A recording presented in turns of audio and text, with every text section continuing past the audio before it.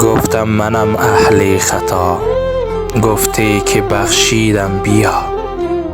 گفتم شکستم توبه ها، گفتی که بخشیدم بیا. گفتم که ای ستار من، ای حضرتی غفار من بر خودم کردم جفا، گفتی که بخشیدم بیا.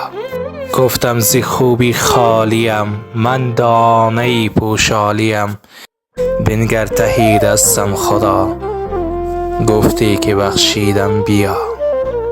گفتم که احوالم بد است، از بس گناهم بی حد است، بخشیده این بنده را، گفتی که بخشیدم بیا.